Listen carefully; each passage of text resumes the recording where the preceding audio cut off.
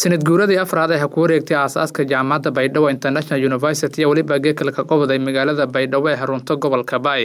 Munaasabada sanad guuradii afraad ee aasaaska jaamacadda Baydhabo International University iyo dufacdii lamaad ee qalan bedeladii oo geeku ku dhiiday magaalada Baydhabo iyo waliba ku qayb galay dhalinyaro, arday, waalidiin, ururada bulshada magaalada Baydhabo, macallimiin iskuulada iyo jaamacado ka yaala magaalada Baydhabo, aqoon-yahano, agaasimayaal, xildhibaano heer federaal iyo heer dowlad goboleed iyo qaar kumida wasiiro dowlad goboleed koonfur galbeed senator Hussein Sheikh Maxamuud oo ku tirsan aqalka sare ee dowladda federaalka Soomaaliya iyo kusimaha madaxweynaha dowlad goboleedka koonfur galbeed Soomaaliya Cabdiqaadir Shariif Sheekhuna Maye ankoorenti waliba meel ku hadalay معلمين ولا كل جو جامعة بيدو International University. حاضرين جميعا ونسعد بوجودنا في وسطهم. هذا المعلومات علينا يا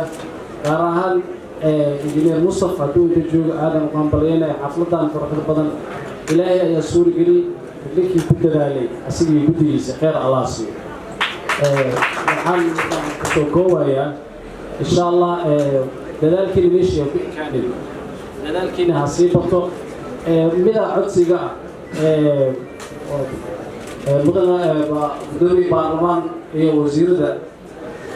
الخارجية ما شاء الله رتي أرضنا different skills important لكن واحد مدة نلعب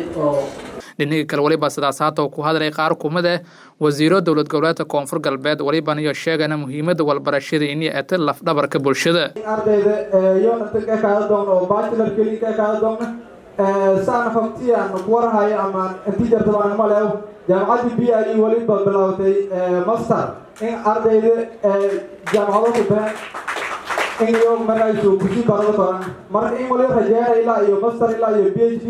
إن اسمه ديجاني يتروكتان كرشات فربنا أو ترانسبورتيشن فربنا يبغوبنا إن اسمه نتكلم دون تاني رجالنا تاريخ أهم خبرتي ديجاني دولة قبلت كونفورت مرتين بلان كنا كذا سي سبور كابتن جوكس سر يولي باللينك بهاجر حمر أنا عاصمة مقدسة أرتي مركين توالي سي كوتورو كو ولي بدواتن هاي ديجان مشكلة ديجان مشكلة الله هاي واريك تولي لكتنو على جيل أسبرتاج أم دونو له هو سكيرو هو بيجي كلات كلهم باهرونا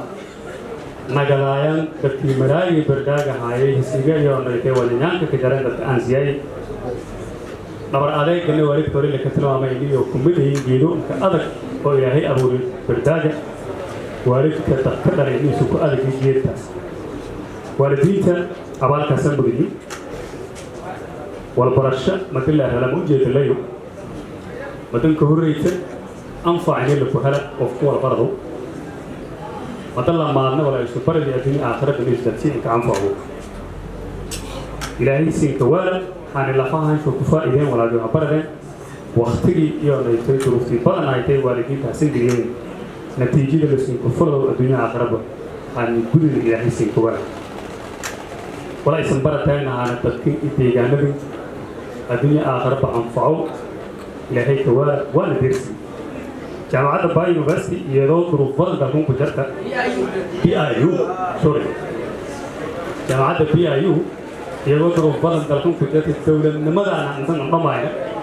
gabagabadii munaasabada sanad guuradii afraad ee aasaaska jaamacadda Baydhabo International University waliba ku hadlay kusimaga madaxweynaha dowlad goboleedka koonfur galbeed ee gudoomiyaha golaha wakiilada koonfur galbeed mudane Cabdiqaadir Shariif Sheekhuna Maye waliba uu tilmaamay muhiimada walbarashada isagoo waana hambaliyo iyo bogaadin mahadcelin ee uu muuji waalidiinta ardayda iyo macallimiinta juhdiga badan iyo hakibiyeen heerkan iyo hadeersiyeen labaad ayaan fariintiina qaadi doonaa insha Allah madaxda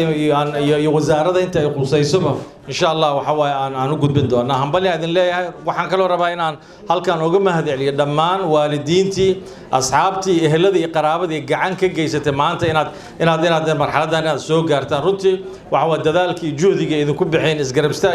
istaageen waalidkaasi walaalahaasi iyo qaraabadaasi maanta waxa waa meel eber ugu meedan tagno marxaladan aad soo gaarsiiseen runtii jaamacadda Bay International University iyo ardaydan dafcadan labaad ee maanta qalin jabinaysaba iyo anaga shakhsi ahaan laba taariikhood waxa waay hadda maanta halkan waxa la leeyahay jaamacaddu waxay u dabaaldegaysaa sanad guuradii afraad oo ka soo wareegtay markii la aasaasay oo ku beegneed December 2015 haddaan qaldaneen taariikhda la sheegay runtii haddaad xasuusataan December annaga 2015 naftirkayga waxay ii tahay taariikh gaar ah oo 2015 December waxay ahayd markii la aasaasay dhidibada loo aasay baarlamaanka koowaad ee dowlad goboleedka Koonfur Galbeed Soomaaliya haddaad xasuusataan xildhibaanadii ugu horeysay ee 89 ahayd waxaa la soo magacaabay la dhaariyay xilkay la wareegeen December 8 2015 runtii marka munaasabada soo dabaaldegaysa farguuradaas waxa weeye waa xusuus gaar ah noo tahay runtii aniga mid kale oo ii gaar ah ayaa jirto oo dafcadan labaad maanta aan la wadaagno farxadna ii ah in Ilaahay waxa uu iswaafajiyay December 20 sano ka hor maalin sabti ah waxay anigana maalinkii aan jaamacad aan ka qalin jabiyay shahaadada aan qaatay runtii marka farxad gaar ah ii tahay maanta bishii ay tahay December sanadahun baa kala duwan waxa muddo dheer u dhaxaysa laakiin maalin waxay ahayd bil December maalin sabti ay ahayd markii runtii anigana marxaladan maanta aan soo maray marka xusuus gaar ah ii leedahay insha Allah Ibrahim Xasan Ali warbaahinta dowlad goboleedka Koonfur Galbeed Baydhabo.